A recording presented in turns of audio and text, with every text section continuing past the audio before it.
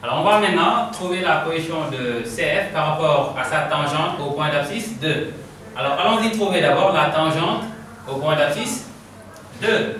Alors on réécrit f de x, c'est x facteur de 1 plus exponentielle de 2 moins x. Alors l'équation de la tangente, c'est tout simplement égal à y, c'est f'2. Alors de 2 au point d'abscisse 2, facteur de x moins 2 plus f de 2. Alors tout à l'heure, on avait vu que f' de x c'est h de 2, donc c'est h de 2, facteur de x moins 2 plus f de 2.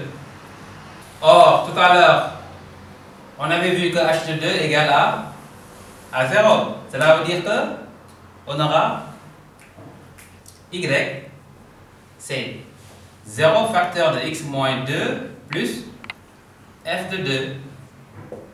C'est-à-dire que y de x est tout simplement égal à f de 2.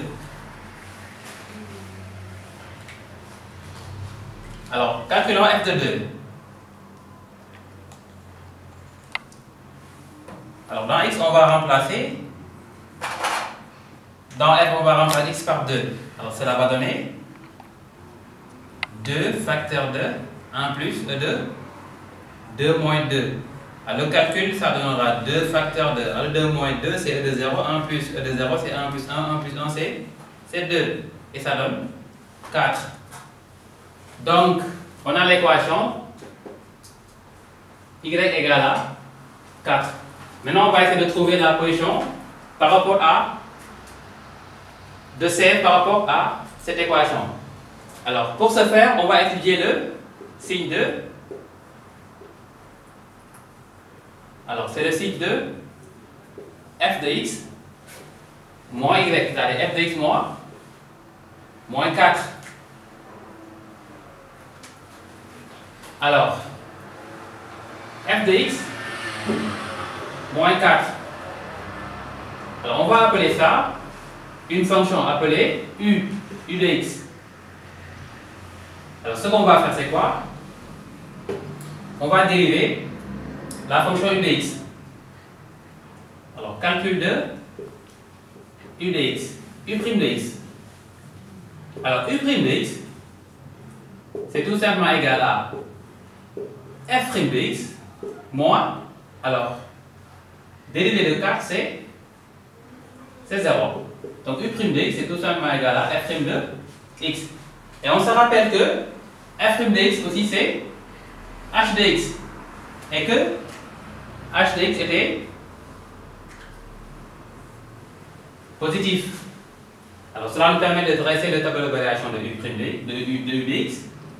Alors, on va mettre u' de x. Là aussi, on va mettre u. Alors, u' est positif car h est positif. Et u également est défini dans R. Pourquoi? Parce que f est défini dans R. Alors, pour les limites, alors la limite en moins l'infini de u, c'est la limite en moins l'infini de tout ceci. Or, la limite en moins l'infini de f, on avait trouvé moins l'infini. Et la limite en plus l'infini de f, on avait trouvé plus l'infini. Alors, plus l'infini plus une constante est toujours plus l'infini. Alors, voici les valeurs de u. Alors, on sait que le signe de u, on sait que le signe de f de x moins 4 est le même que celui de u. Or, d'après ce qu'on voit ici, u peut s'annuler quelque part. Tout à l'heure, on avait vu également que f de 2 est égal à 4. Donc, on a u de x, c'est f de x moins 4. Donc, on va essayer de résoudre l'équation u de x égale 0 pour essayer de voir quelle valeur de x va donner la valeur 0. Alors posons u de x égale 0, car u s'annule quelque part. Alors u de x égale 0 veut dire que f de x moins 4 égale à 0.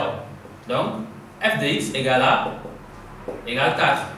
Or, tout à l'heure on avait vu que f de 2, c'est quoi? C'est 4. Donc la valeur x cherchée, c'est tout simplement égal à 2. Donc finalement, c'est la valeur 2 qui va annuler u de x. Alors, la valeur 2 nous permet de trouver le signe de f de x moins 4. Alors, on sait que u de x c'est f de x moins 4. Donc ici, on pouvait dire que f de x moins 4 a le même signe que u de x.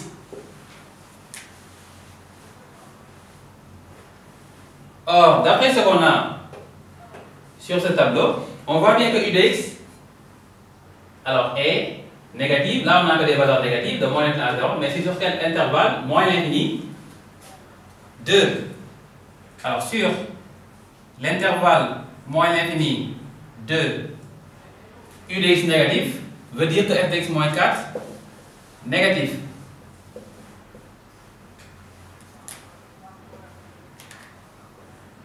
Alors, donc, la courbe CDF est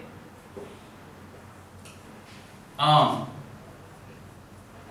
dessous de y égale à 4. Sinon, sur l'intervalle 2 plus l'infini, alors, on a que des valeurs positives. Donc, u est positif. C'est la même chose de dire que f de x moins 4 est positif. Alors, f de x moins 4, positif. Donc, la courbe CF est au-dessus de y égale à 4. Alors, ce qu'on va faire maintenant, c'est de construire les courbes CF et CF moins 1. Alors, on va tracer un graphe.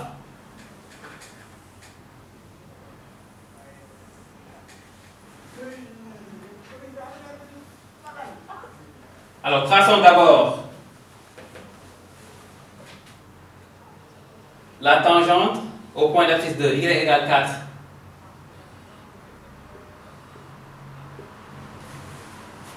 Alors, la voici. Donc, là, on a la valeur 4. 1, 2, 3 et 4. Alors, ça, c'est la droite d'équation y égale 4. Alors, on se rappelle que la fonction f de x se présentait comme suit.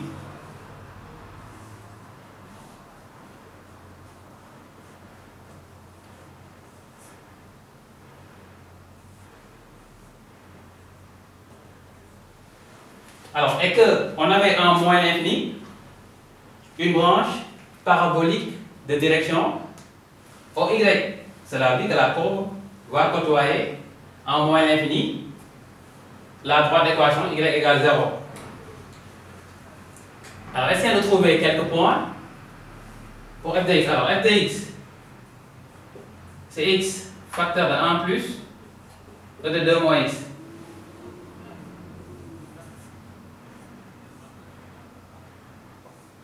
Alors, x est f de x. Alors, si x égale 0, on aura 0 facteur de 1 plus e de 2, c'est 0. Alors, donc, la courbe va passer par le point de coordonnées 0, 0. Alors, si x égale à 2, on trouve 4. Donc, on a le point de coordonnées 0, 0. On a également le point de coordonnées 2 et 4. Donc, ça, c'est 1 et 2. Donc, comme CDF admet une branche parabolique de direction OY, la courbe va côtoyer l'axe des ordonnées. Et elle subit une croissance, donc on aura quelque chose comme ça.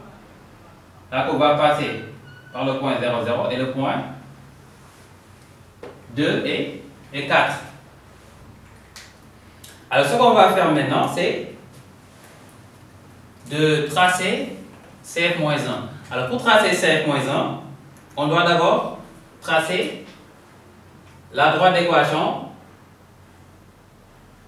y est égal à x. Alors ce qu'on appelle la première bissectrice.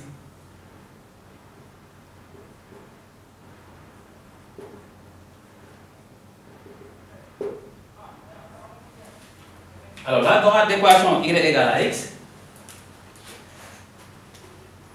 alors c'est celle-là. Donc si x égale à 1, y égale à 1, si x égale à 2, y égale à 2. Alors si x égale à 0, y égale à 0. Donc la voici.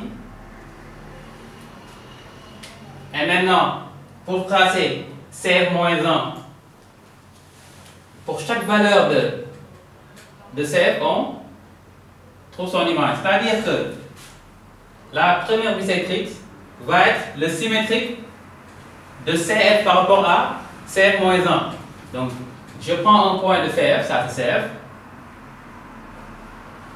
et je détermine son image par rapport à la première bissectrice. Alors, comme ça, de telle sorte que les deux axes soient perpendiculaires. Alors, un autre point, je trouve son image.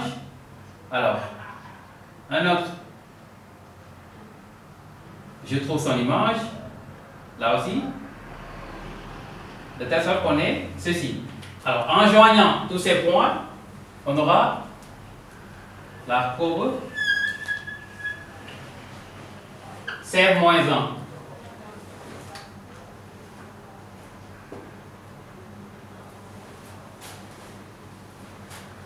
Et ça, c'est la droite d'équation x égale à y, la première bissectrice.